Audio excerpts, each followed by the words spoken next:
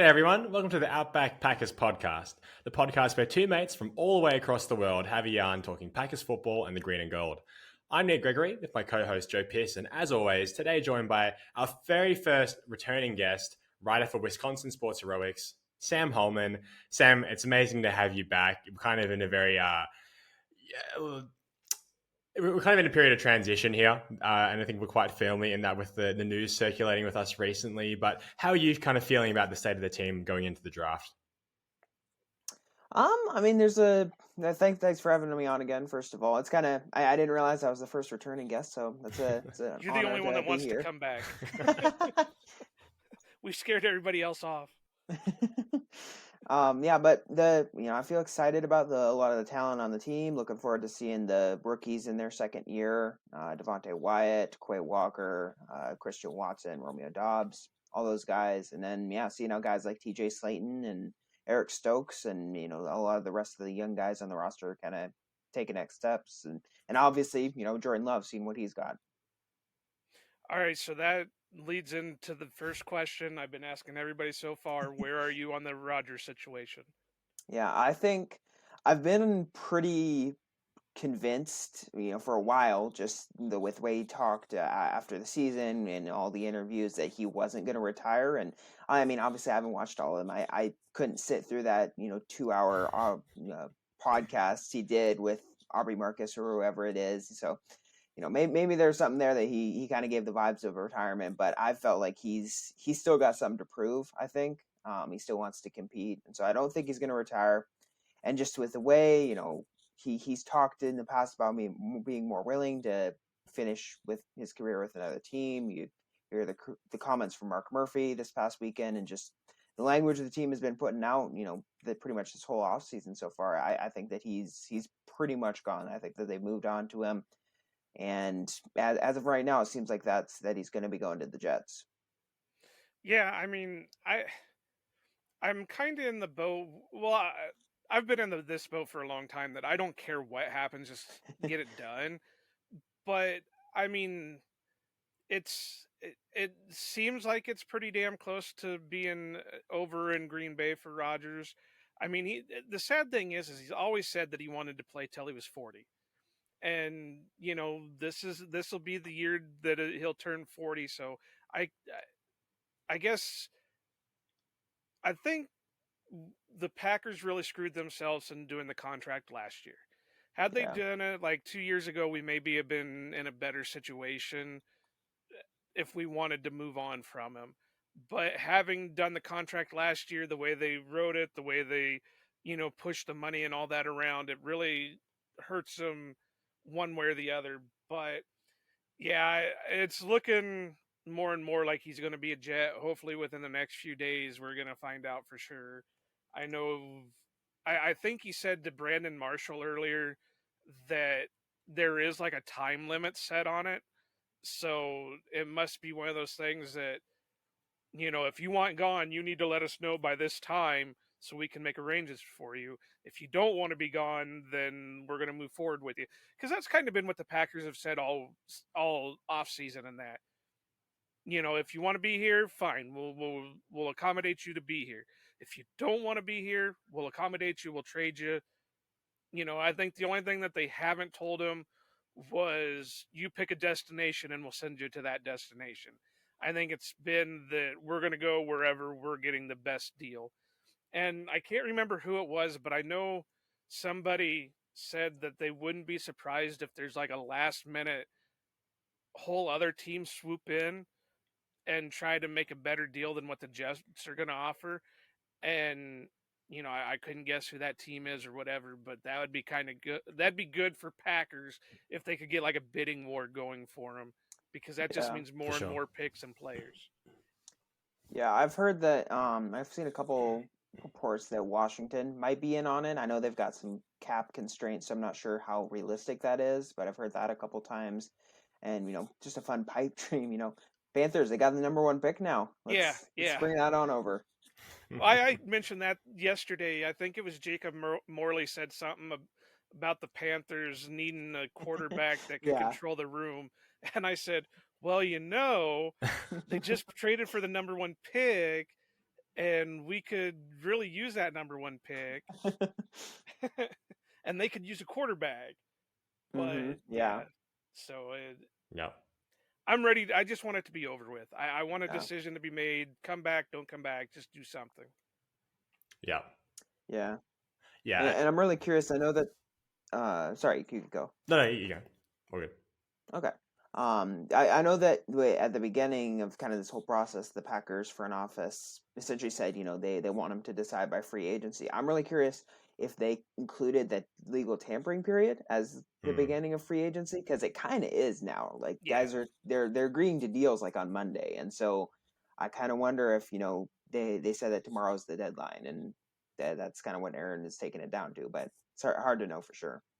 It is, and I don't know. I'm ready to move on from it because it Sure. makes you angry in a way, because he always said that he didn't want to be like Favre, and now we're in a situation where we're like Favre. It's well, I don't know. I think I still have the drive and I still got this, but then you got the team already drafting the replacement, and we're in that whole same situation. Packers drafted replacement. The old quarterback doesn't know what he wants to do. The Jets swoop in and try to take over the old quarterback. So who knows? In 18 years, maybe Jordan Love's going to end up in the Jets uniform. Mm-hmm. Seems that way. Yeah, kind of seems like that. Yeah. Yeah, it's funny. Yeah, I've always been in the camp that he should have been traded last year, or I guess 2 seasons ago now. It's Yeah, but you're a Love homer. Yeah, he's my guy. I mean, but he's like, yeah, it's a tough position because it's pretty hard to justify not wanting to re-sign 2-time back-to-back MVP. And to me, it kind of feels like Rodgers got really pissed off with the Love thing, and then he he bet on himself and won. And the contract that he managed to wrangle from the Packers last season was kind of just a big victory lap. I mean, if you look at the way that it's been constructed is an amazing job by the agent, but I mean, what a grand way to fuck over the Packers. It's pretty spectacular just how awful this contract is for this team, and it's probably honestly one of the top 3 worst contracts in the league as it stands. It's pretty brutal. I mean, fantastic for the Jets. They get him for only 15 million cap hit, but I mean, if I mentioned this on Twitter the other day, I think the biggest reason why he's going this year and not next year is because if he stays for this year, his cap hit next year will be, I think, 100 million or something like that, no matter what. The dead money is just absolutely ludicrous if he sticks around for this year. So they really needed a 2-year commitment from him if he was going to come back this season. So I think that's probably the biggest reason, honestly, why I think he's going to go to the Jets, because he only really wants 1 more year. But yeah, I mean, I'm happy for him. I think it's basically it's a done deal. I really have a tough time seeing him come back to Green Bay. I mean, we all kind of see how different the energy is surrounding the situation this time around, and the lack of commitment from really either side. Yeah, it's funny, but I'm like you guys said. I think we all kind of agree. We're all just ready to move on and see what Jordan Love has. I mean, he looks pretty good in those those QB camp throwing highlights. So hopefully it translates to the field. Yeah. Yeah, definitely. Yeah. So let's get into the actual subject of this episode. This is the latest episode in the draft series. We're kind of going over different. We're going over the different positions. Joe's got a new soundboard, and he's been playing around with it the whole time. Damn right, I'm going to use it the whole night. So yeah, we're kind of going over the positions, seeing what free agents we should be scooping up, and whether or not we should be kind of kicking guys, or guys that you're kind of high on that we already have drafted. Devontae White is a fantastic one you've already mentioned, and then we'll get into the prospects. So I mean, is there anyone from free agency that you think we should be targeting, or you think will be coming back? Not anyone specifically. I think will be coming back. I don't get a strong feeling that they want Jaron Reed or Dean Lauer. I think is the other main free agent, back. I think they probably would re-sign them for cheap deals if they can have them, but I don't think there's it's not like either of them had career years like someone like Keyshawn Nixon did. Mm-hmm. In free agency, I haven't watched them extensively yet, just because I've been focused on draft stuff. But I do really feel like there's a really good middle class of defensive linemen, guys like David Onyemata, Hmm. Shelby Harris, who sounds like he might get released by the Seahawks. I'd love to pick up. So guys like that who just they probably aren't going to break the bank, but they can give you quality snaps on the defensive line. Yeah, I really haven't paid attention to the free agency pool. You've got a list of them here, Nick, and the only one really out of that that I would have any interest in right now is Samson Ibukam. I liked him coming out of the draft the year he was drafted. So, and he's got experience in the Joe Barry system, so that would be a guy that I think that could be brought in. I can't remember what his weight is right now, but he might be more of an edge guy than an actual hand in the dirt lineman. Yeah, But it becomes an edge guy right now. yeah, so I mean, he'd be the only one out of your list, and even a couple of the other ones you have on your list are going to be more your edge guys than they are Yeah. going to be defensive linemen. Ngakwe and Clowney, yeah, they're going to be more of your edge guys, and really, I don't think Clowney is one of those, like a long line of them, that he's good when he's playing, but he spends more time on the injured list than he does on the field.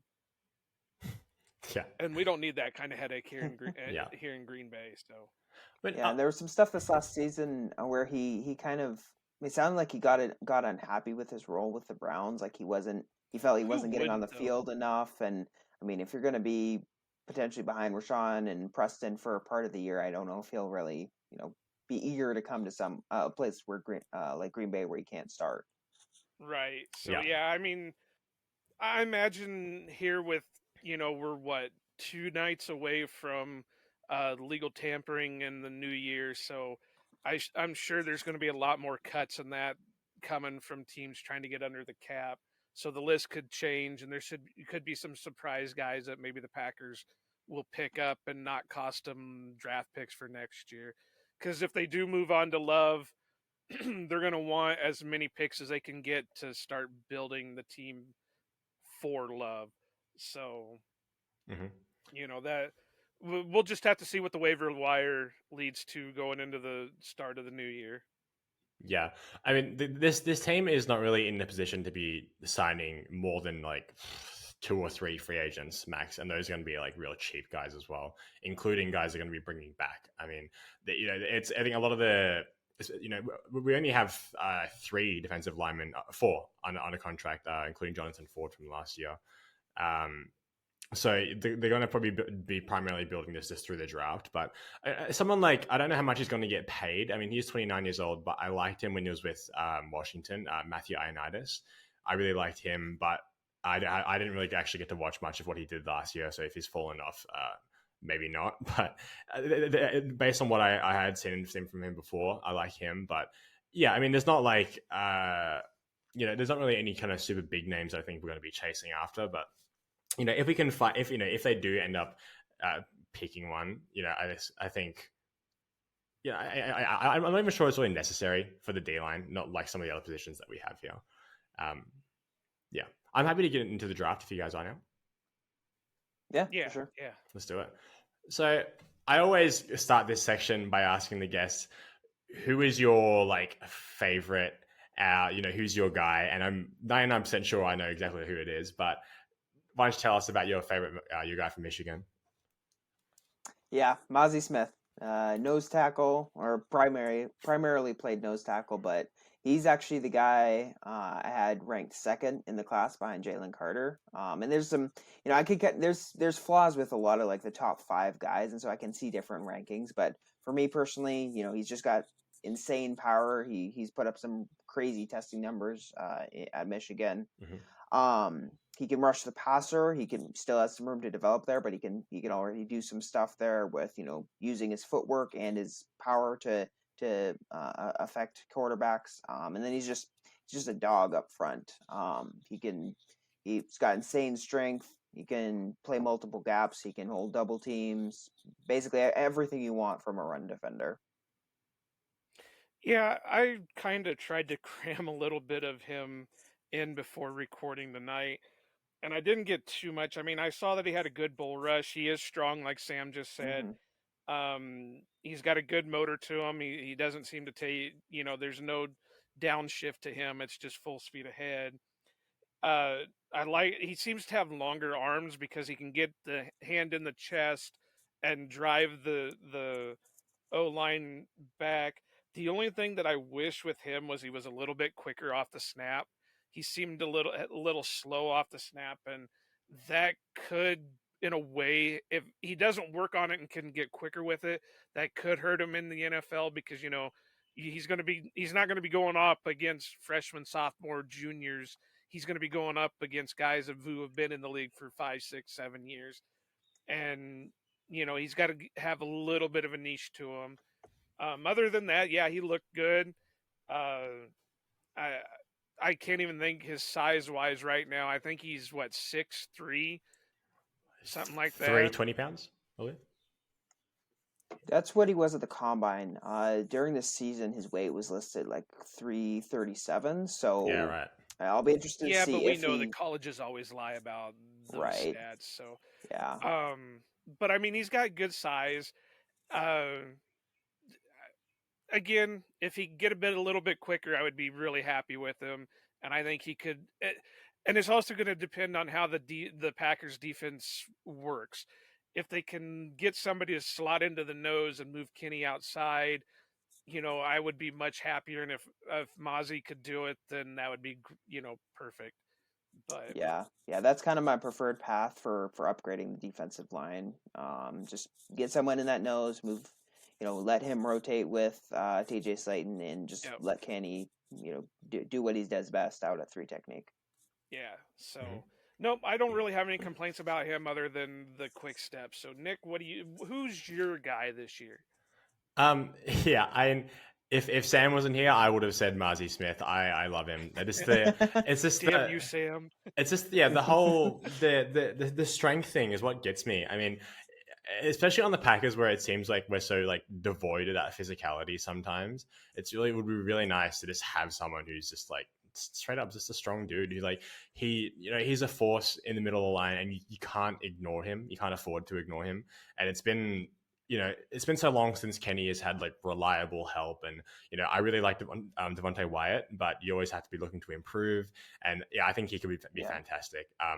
Yeah, I mean, I do like Siaki Ika at Baylor, the really big dude. I'm just not sure. Like, it's tough, right? Because Sam talks about moving Kenny to 3 tech full time and having like a true nose tackle to kind of eat up the middle of the line there, but. I agree with that for sure, but I'm not sure how much the Packers actually want to do that. And I find it really difficult to project where they're going to draft some of these true nose types. And especially someone like Ika, who's like a really big dude. And, the RAS thing, whatever, he's a big dude. He's never going to be like, a sub 7'3" kind of guy. But, I would like what I want and what the Packers would do is like, they're two very different things. And yeah, I would definitely love them drafting those, but I think they're really going to be in the market for 1 or 2, like 3 or 5 techs, and just to kind of spell Devontae Wyatt and replace Larry. So yeah. I'm going to tell you what I think of him, and then we'll let the expert Sam let you know what he's got. I did like that he's a big guy. I mean, he's a big boy. He's got a good first step. I thought he was a little bit quick off the line. So I always like that because that first step is everything. Mm-hmm. He did put on a nice spin move for a guy that size. He had a pretty nice spin move. He stays low out of his stance. There's 2 things that kind of bug me with watching the little bit of film that I did on him was he can struggle to disengage, which obviously you're not going to expect your defensive tackle to be this, especially a nose tackle, to be this ultimate pass rush specialist, but it seemed like he was getting stonewalled by single blocker. Not all the time, but there were some times that I saw. And then, of course, with his size, I wish he was a little bit more dominant than he was. He could get eaten up by some double teams, which, again, it's going to happen, but with his size, you would hope that he can push around a little bit better. So those were the only things that I noticed, was that I didn't think he was as dominant as he could be with his size and the struggle to disengage. Mm-hmm. Yeah, I think that there is there's truth to that, and there is something that I noticed as well. Just that there are times when doubles, despite his size, can move him a little bit. I think that it's a technique issue. I noticed that there are times where he doesn't really have his base isn't super wide. His feet get close together, and then sometimes he won't roll forward out of his hips or really well. He'll kind of he's not using his full power with the technique he's using right now. And so I think that that's something that can be improved, but that there is definitely, he's not a foolproof, error-free prospect at this point. With the disengaging thing, I mean, I didn't notice that a whole lot. His arms are 32 inches around there, which is a little bit on the shorter side, but not too bad. I think that, unless he meets like a super long center or something like that in the NFL, I don't foresee that being a huge issue. But I think the double team struggling against that, he'll need to clean up some stuff with that in the NFL. Yeah. So it's something I've always kind of wondered, sometimes, I like to cross-reference what I see with like reports from other people and things like that. Like when someone talks about like taking on a double team being like a technique issue, like what exactly do you want to see from younger players when they're approaching like a double team? Because to me, it seems like, because you're at an inherent disadvantage, right? But is it like kind of like, when you're on the offense, you're trained to like split the tackle if you have two defenders coming at you? Is it kind of like a similar idea when you're from the D line? I'm just kind of interested to hear what you have to say about that. Yeah, it really depends on the type of block. Defensive lineman, that's one of the harder parts of playing defensive line. I think that you have to understand, what types of blocks you're getting. So if you're getting like a zone combo where the front side guy, the guy who's kind of coming up to meet you, is looking to move up to the second level, you have to you can't get skinny, right? You can't put your hip into that gap, because you want to stop that guy and stop him from climbing up to the second level. So you got to kind of control half a man.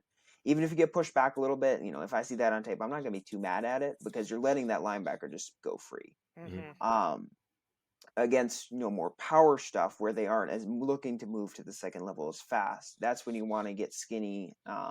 And with both, there's crossover with both. You want to have good hand placement. You want to control, especially with when you're trying to control those downhill double teams. You want to get hands in the armpits of the first blocker. So the first blocker, I can't remember. I can't remember what the name of that blocker, what some teams call that, but there's the first blocker will come up and try to get the guy, and then it'll be the second guy who comes in from the side, the drive blocker, who tries to get movement. And so you're gonna basically turn your hips into that drive blocker. If there's a guy coming in from my right, I'm going to kind of flip my right hip into that gap so I can anchor. And then there's just a lot that depends on the situation. So sure. you might want to shed the guy that you're engaged with to make a play in that gap. You might just want to screw a knee into the ground to anchor more solidly and just let linebackers run free. So there's a whole lot that goes into it. I look at block recognition. Can you understand, what blocks you're getting and how you need to engage them differently? And then stuff like hand placement, pad level, which really is applicable to both of them in slightly different ways. But I think it starts with those technical things, and yeah, there's probably more information than is needed. And no, that's great. No, that's really that's interesting. Great. Yeah, that's cool. I mean, the only thing that I was going to say was what I look at, and like Sam said, it's not like an exact science with it, so you can't really, you can only go by what you know and what you can pick apart. The thing that I see is, can they handle the double team? And, I'm not going to get into the exacts like Sam can, because I'm not that technically sound on it, but, can you handle it? From my point of view, you want to be able to eat that double team so you can let your other guys make the plays. And that's where I was kind of seeing with Ika was that there were a lot of times that the double team was more controlling him than he was controlling the double team. And, that's what kind of bugged me with the size that he is. He should be able to get more leverage with being able to control that. I don't expect him to make a play out of it. If he makes a play, that's, an extra star in my book. Yeah. But, with the size, you should be able to at least eat the two blockers to let your linebackers or your DBs or whatever come in and make that play. So that's what I look at. Yeah, that's interesting. And there are definitely situations where size, it can only go so far. You got to be technically solid. Yeah. To succeed, especially in the NFL where everyone's going to be physically dominant. And like one guy, we might talk about later, Colby Wooden out of Auburn, he's 280 pounds and he's controlling double teams because he has good technique. And so that kind of stuff, it's definitely something to watch. It's definitely something that can make a big difference. Mm-hmm. Interesting. Yeah. Well, yeah, that's really interesting. How do you feel about, so, this is kind of a guy that I really liked, but I didn't think the Packers would draft him at all. Kalijah Cansey from Pitt, the Aaron Donald clone or wannabe. But how do you feel about someone like him who's a bit undersized, but still quite technically refined and a skilled rusher? Yeah, I mean, I think that, like you said, it just with his size, the Packers don't typically draft guys who are outliers like that, and so it's probably a moot point. But I like him a lot. I mean, pass rush is king, so a guy who can rush as well as he can, just not only technically really proficient, but just high energy, a lot of explosive athleticism to his pass rushes. I think that there's a lot of value in a guy like that, even if you have to scheme around some of what his potential deficiencies in the run might be. And I think that the run and stuff, he will be limited in that. Just his arms are super short. I think 30 inches is what he measured in at the combine. That's the biggest issue to me, not just his size, but just his arm length. He's going to have trouble locking out and shedding blocks. But you can scheme around that. Just give him one gap and let him use his hands to stop guys even getting a grip on him, and just let him shoot gaps and make plays in the backfield. Yeah. He's one of the guys that I really liked, but he is on the small side. However, I think he could go. He's one of the guys that I have wrote down here that could go the Rashawn Gary route, and instead of being a down lineman, maybe drop. At the combine he measured at 6 foot, 280 pounds. Well, Rashawn Gary is what, 275, 277? Somewhere around there. So even if this guy, if Cansey can drop, 5 pounds, he could be, an outside edge rusher for the Packers in the kind of Rashawn Gary mold. And I think he could thrive in it.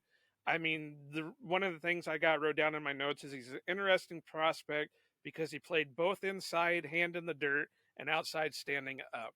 So that means he's already got an idea on how to do either or, depending on what the team's asking him to do. So, I don't think the Packers are going to take this guy in the first round unless they really believe that he's going to be the second coming of Rashawn Gary or whatever. Yeah. But, he has a quick first step. I thought he shot the gap pretty good. He's got a good bull rush to him. He stayed pretty low. And like I said, I think he could be an interesting edge prospect more than he's going to be a defensive line prospect. Right. Interesting. Yeah, that would be interesting. I think that you would still have to scheme around him a little bit because you can't really trust him. With the way that they play their edge guys a lot is they have to, set the edge and then control the inside gap as well. And so I don't know if you kind of like on the inside. I don't know if he has the length to do that, but it could definitely be a situation where you're able to use his disruptiveness a little bit. It's more easily accessible on the edge. That would be an interesting kind of move for the Packers to make. Yeah. Like I said, it probably won't be a first round move, but if he's fallen to that second, third round, I don't know where he's projected to go right now. So, I mean, if he starts falling to the mid rounds and the Packers are like, hey, this would be a great project to add to our edge depth, then, maybe we'll pull the trigger on it. So, yeah. Yeah, that'd be it there. Interesting. Yeah, cool. Thanks. That was really cool hearing about those guys. How do you feel about this kind of day two range? I mean, I've kind of noticed this with like a lot of the positions in this draft is that there's such a rich day two range. And I mean, it's inevitable that some of these prospects will fall out of that. But yeah, there's guys like Keanu Benton, Broderick Martin, Zach Pickens, Moro Jomo from Texas. There's so many guys that I really enjoyed watching who, based on a few different draft boards I've seen projected to go in that kind of middle round range. Who are you looking at for there from the Packers? Because I think that's probably a range where they would realistically actually pick someone. Okay, Yeah, this is gonna hurt me. I'm go sorry, ahead. Sam. I gotta do this. This is gonna hurt me, and people are gonna wonder if I'm being held by gunpoint or something by saying this. But I did, and I can't even say it. I mean, it hurts my mouth just trying to form the words. But I did like Keanu Benton out of that school in the north that I don't like. He did good size, good hand usage. He played the run well. He gets his arms up to bat passes down, so he's got, instinct. I thought he had a good set of pass rush moves, good first step. He's got the strength, and he pretty much terrified the whole Senior Bowl. Yeah. They, nobody wanted to mess with him because he was just tearing it up. So, yeah, that scarlet and white school up north prospect, yeah, it hurts. Yeah, for sure. I like him a lot too. And I think he is kind of definitely in that day two range. I feel like I've seen at least one mock draft where he kind of went towards the end of the first round. So he might be climbing a bit. But yeah, like you said, he's one of the most interesting pass rushers I think in this class, just because he's got the moves, and then his hands are just jackhammers, man. When he clubs a guy, they get rocked, and just I've seen those violent hands, and combined with the moves that he's got, the understanding of how to rush the passer, and he's got some explosiveness. He was able to get into the backfield and blow up some runs from as a nose tackle in Wisconsin. So Yeah, and also something I really love about like line prospects is the wrestling background, which he does have. I think he had 46-2 record in high school, and he played D1 wrestling. So you love to see that in alignment. What other? He's got one of the top RAS scores coming out of the combine too. So I mean, he's a very athletic guy. So. Yeah, love that. I think the Packers will like him. What other guys did you like in that day two range, Sam? Well, you mentioned one of my other guys, Maro Ojomo, who I don't really think of him as much as a pass rusher, at least from what I saw on film. Maybe he's been developing that, in the lead up to the draft a little bit. But he's just got a lot of physical tools. He's got some really impressive length, 34-inch arms, great first step, a lot of strength. I think that he's a really good guy to kind of fit that mold of the Dean Lowry's, the Jaron Reed's, that 3 technique, 5 technique that they're probably going to be looking to replace a bit. He can shed blocks really well. He can control. I noticed there's actually some tangible improvement in his technique with controlling double teams as the year went on. So it's something I always like to see. Just something that they're an ascending player. Just coming into the draft, I really like to see that. And then with those physical tools, he's got power. He can generate knockback. He's got some explosiveness, that length.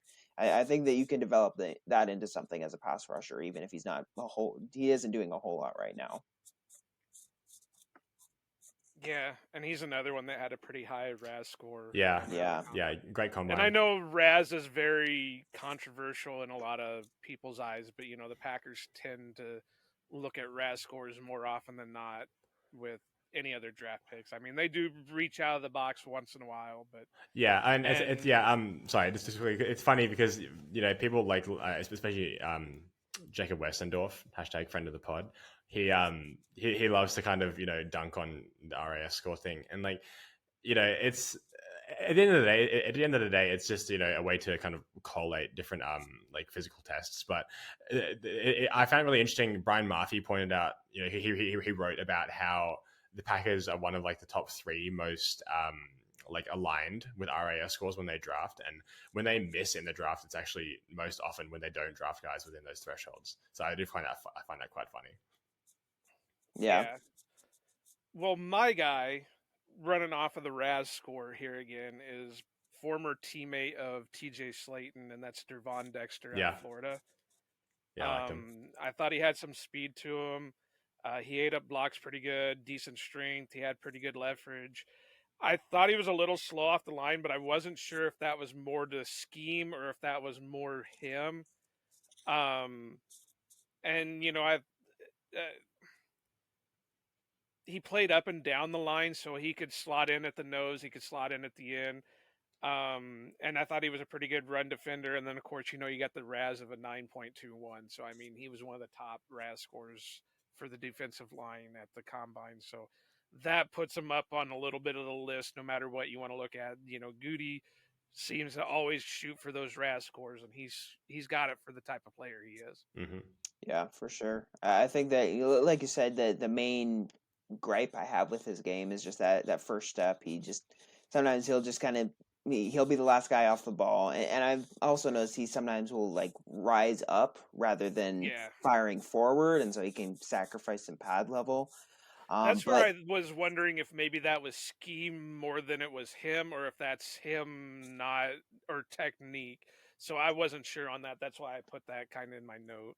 Yeah, I don't think it was directly part of the scheme. I know that he did play a lot of snaps for Florida in this past season, and so I think that probably got into a little bit of him got not firing 100% off the ball every single snap, because he was at like 310 pounds doing like 40 snaps a game, so that's gonna wear a guy down. But he's just got a lot of physical tools. I know he was a pretty high level varsity basketball player, so he's got kind of that multi-athlete background. He's got nice length, strength, explosiveness. He's got heavy hands as a pass rusher. There's a lot of stuff that you can use there, and I think that you clean up some of those technique issues off the snap, and you got an exciting player on your hands. Definitely. I really liked what I saw out of him, just minus a couple of the things. So yeah, that day 2 mid-round type guy, you usually get those with the high athletic scores, but it's kind of project. So I'd be happy with them. And I think, get 2 former teammates together and form your own Bash Brother type deal, Yeah. Yeah, I mean, I really love TJ Slayton, and I still do. I think that he has, there is potential for a solid role with the team, and I loved him coming out, like what he could have been, and he's only gotten better since coming in and settling in the league. So yeah, it'd be nice if we get another one of TJ Slayton. Another guy I really liked is Zach Pickens out of South Carolina. Super, like productive, obviously. Had a really, really strong combine. I really just like, his ability to slot in like at a multitude of positions and techniques. I think he's a guy that, I think the Packers really value the kind of that versatility and ability to move around. And this obviously the athleticism. I think, he's, I think he already kind of understands how to like attack. I don't think that you're like building him from the ground up. I don't think he's like some kind of project. I think there's room to improve, but I think he's someone that the Packers will probably have had their eye on as well. Yeah, for sure. I'm glad you brought him up, because that was one of the guys I wanted to get to. He's just a really complete player. I think that he would be a great second round pick in that sort of range if he even falls to the Packers, because I think he's gonna go pretty high with the athletic testing he had. Yeah. Just solid all around. He can defend the run. He's got great length and power. Pass rushing is where he really stuck out to me. He can just attack offensive linemen in a lot of ways. There were a couple times with undersized centers, like I think against University of Kentucky, where he would just drive them into the backfield, bull rushing them. And then there were times where he would, use his hands more, use chops and swipes and mix up his footwork a little bit with jab steps and stutters and that kind of thing. And just when a guy has that many tools in the toolbox, I always feel really nice about where he can go in the NFL, especially with those physical tools, that explosiveness, that length that he showed in the combine. Yeah. I'm gonna be honest. I really didn't get to watch him just because I couldn't find any good film breakdown on him. So I'm just gonna agree with you guys. Well, I do know a guy on Twitter who does film breakdowns of D-line, actually. Yeah. Is there anyone else that you want to talk about here? I was kind of curious to ask you what you thought of Roderick Martin out of Western Kentucky. Yeah, he's an interesting guy. I think that there's some physical tools he's got there. He's got some quickness off the ball. I didn't love a lot of his technique stuff. Felt like he get a little high. His hands, his hand positioning wasn't great at times. There's some pass rushing stuff he can do. It's kind of interesting. There's kind of this weird group of sort of undersized nose tackles in college, like him, Scott Matlock out of Boise State. I think there's another guy, Dom Peterson out of Nevada, where it's just like they all kind of have the same build and same kind of general play style. But I don't know. I wouldn't put him as a day 2 pick right now. Just Right. I think there's a lot of technique stuff he needs to do, and questions. Where will he fit in the NFL? But he's definitely got some physical tools, some explosiveness. There were some flashes of pass rush acumen that I really liked. And to be upfront, I haven't gotten a whole lot of film on him. He was kind of one of the lower guys on my list, and so is just starting to watch him this past week. So liked some of the stuff I saw, but I think there's still some stuff that he could develop in. Yeah. Yeah. Joe, how do you feel about the very late range of this draft? I think there's quite a few guys who are, projects and kind of there's stuff to work with here. And I think this is also, where Green Bay will be looking to draft some of the depth here. Is there any guys that you got excited about in that late range? Well, like I always try to preference, I struggle trying to put these guys in a round just whatever. So, I'm going to make that a soundbite one of these days. Disclaimer, I don't put these guys in rounds. But you got Morrow's teammate at Texas, Keandre Coburn. Solid first step, strength, looks, it looked good. I thought he disengaged from blocks pretty well. A big-bodied guy, big motor, or good motor. I thought maybe he needed to get a little bit lower in his stance and when he shot off the snap. He has workable pass rush moves, but they're not the greatest.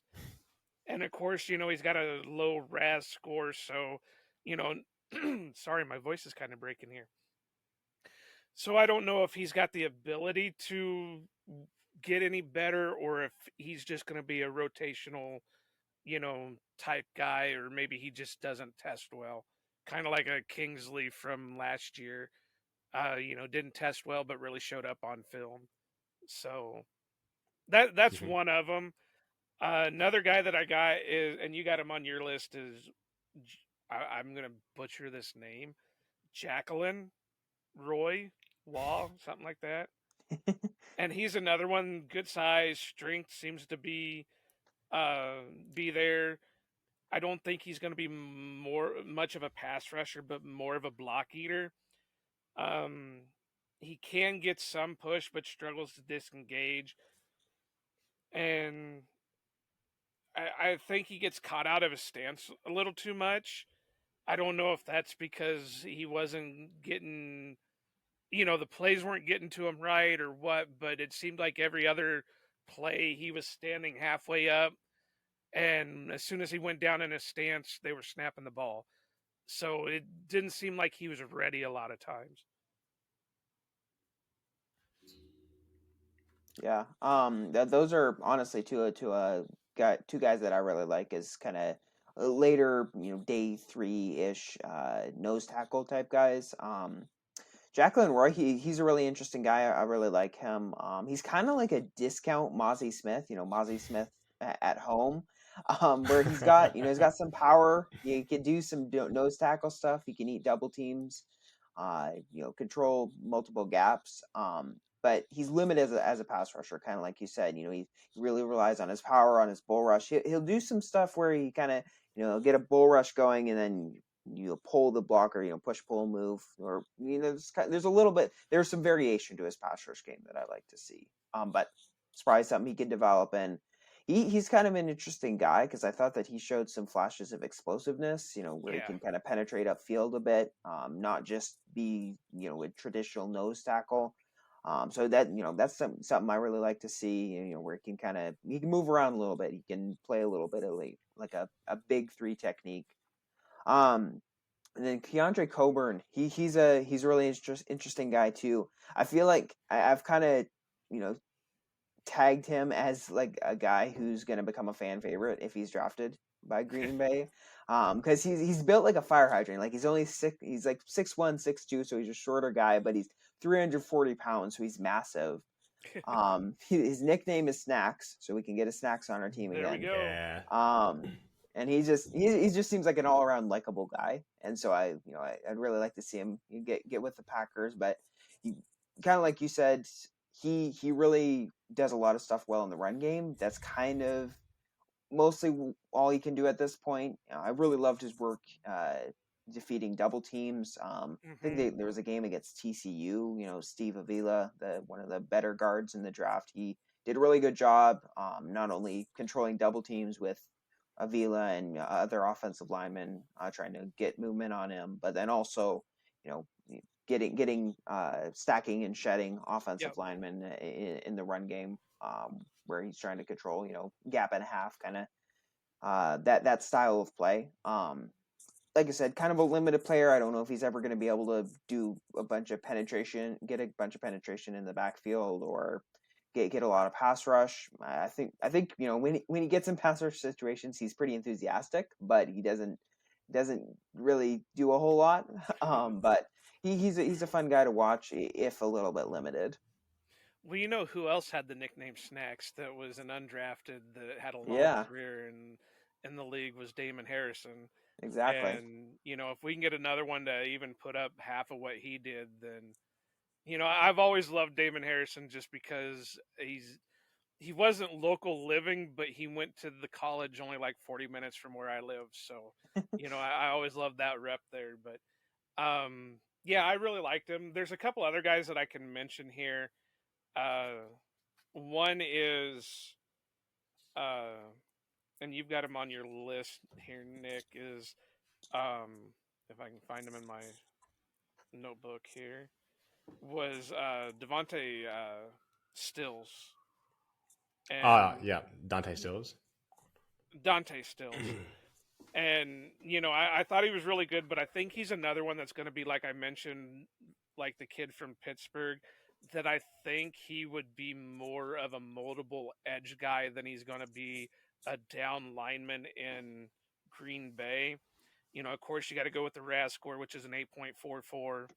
He's quick off the snap. He has 3-4 experience, good motor, long arms, average height, but a little bit of light in the weight. And I thought he was pretty good with the hands, so he had really good hand usage. I got a quick look at him before coming on tonight, so I didn't really dig deep into him, but I thought he was he could be somebody like Cansey out of Pitt that could be converted into the Rashawn Gary mold. And then my last one that I'll do, I got two more, but I'll only do one more. Taron Vincent out of Ohio State. I didn't get to watch him. I thought he had a good first. I think he had a good first step. He stayed pretty low. Might need to add a little bit of weight. Good initial punch. Not a ton of production. Had a good motor. Gets good pass rush. Push, but needs to work on his disengagement or his pass rush moves. But he could be another guy in the later rounds that could be coming in as a depth / project. Yeah. I didn't get a chance to watch him, unfortunately. One of the guys that I got to watch just this week actually after Sam suggested him is Devonshire Maxwell out of Chattanooga. I kind of thought he was almost like the D line equivalent of like a Kingsley and Nagbury. I really like the hand usage. He's a very like crafty pass rusher. I don't think that he offers like a heap as a run stuffer, but yeah, I just really love his ability to like manipulate offensive linemen. I feel like he has one of the better understandings of hand usage in this class, from what I can see and tell. I mean, what did you think of him, Sam? Yeah, I mean, I really liked him. I think that pass rush his skill is what really sticks out. He was super productive at Chattanooga. Obviously, a smaller school, so the competition levels are going to be as top level as some of the other guys. But even when he got against guys were more from big schools, there was a game against Illinois this past season where he had 2 sacks. So he's been productive against some of those bigger schools. I know he holds the record for most sacks in a game. He had 5 sacks at one point in 2021. Wow. Yeah, so he's definitely got some stuff as a pass rusher, and it's not just winning off physical tools, right? He's able to use his hands. He's able to use counters. He's got a really nice kind of move combo set of combos where his initial move will be like a cross chop and then club, and then he'll kind of build a counter off that where he starts to go into the cross chop, then spins and kind of elbows the guy in the back. They call that an ice pick to kind of get free.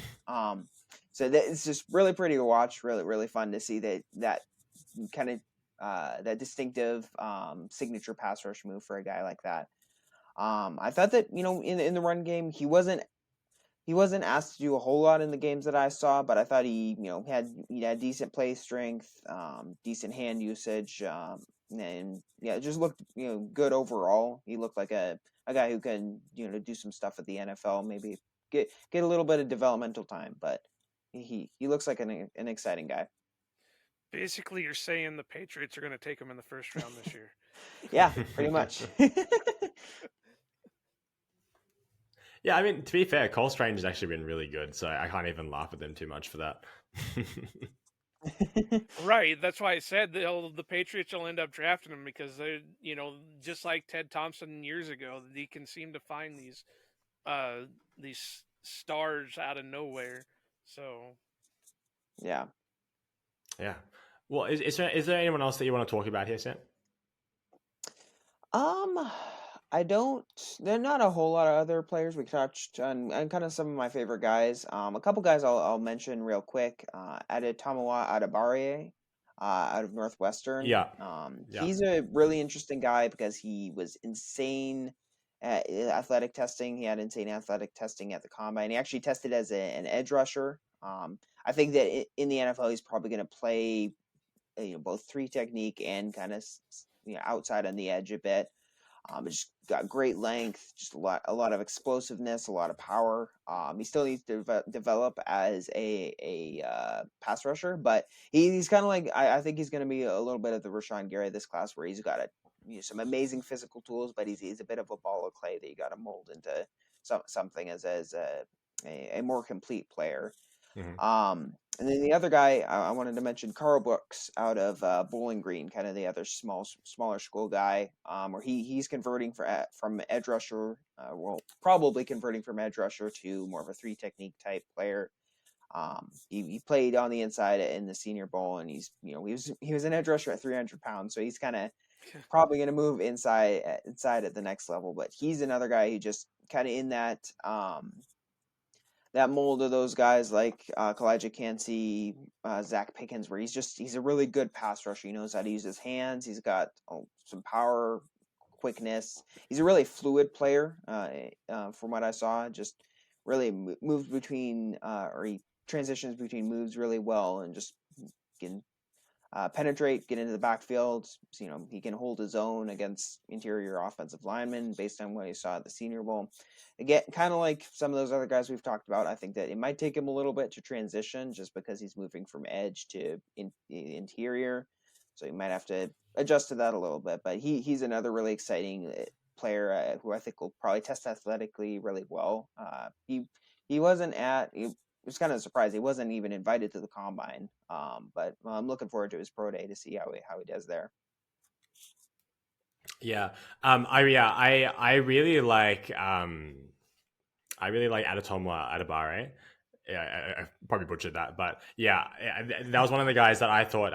It's a shame we didn't get to talk about him on the Edge episode, but yeah, I think that he's someone who could legitimately be a great round 2 pick or round 3 pick if he even lasts that long for the Packers, because yeah, I think he's kind of exactly what they love ever since especially since Goot took over. He's kind of like very much exactly in that mold of what they want from an edge rusher, and with the ability and versatility to move around, with a bit of development, I think he's the kind of guy that they would love.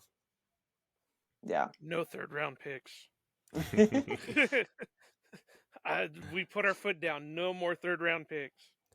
Yeah. So you got to hope you get him in the second, or he falls to the fourth.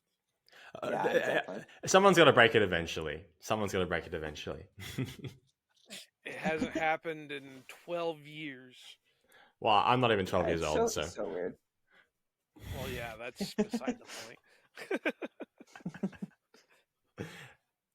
Yeah, well, if you guys are happy to wrap it up here, I don't have anyone else I'm keen to talk about.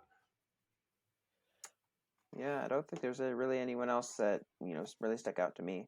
Yeah, I mean, I've got one last guy I can talk about, but it's not really. I don't think I've had a lot of good things to say about him, so it's just better off not to talk about him. Well, now I'm curious to hear who it is. Well, I mean, I won't say that it was horrible. But the kid from Mississippi State, Cameron Young, I thought he was a little high in his stance. He did have good size. He's good off the snap. But I wish he was a little bit more physical. Good hand usage, experience in the 3-4. It didn't wow me. I should say. I mean, he was okay, but it wasn't like, oh my God, this guy's the second coming, type deal, which I don't know if you guys would agree, but I think this is really a weak defensive line class for this draft year. I mean, you've got a couple of guys that are being talked about as a first rounder, but even those guys are a little, not all there. Now that Jalen Carter's in some legal trouble, who knows how, where he'll go. Yeah. And then the kid from Clemson, he's about the only one right now you could say is legit first rounder. So, I mean, it's kind of a weaker class, in my opinion. Yeah, it's always hard going, especially the past, 3 classes have been so good. Last year we had Travis Jones, who I loved. Was it Derek Hall?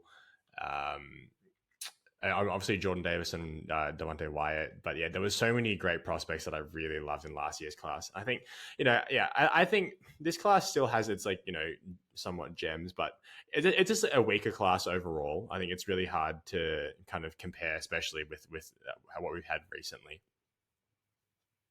Yeah, I think that there's the one really blue chip guy. I think you have in Jalen Carter, and I don't think, unless there's more charges that are brought against him, I kind of doubt he'll fall a whole lot just because his talent is so impressive.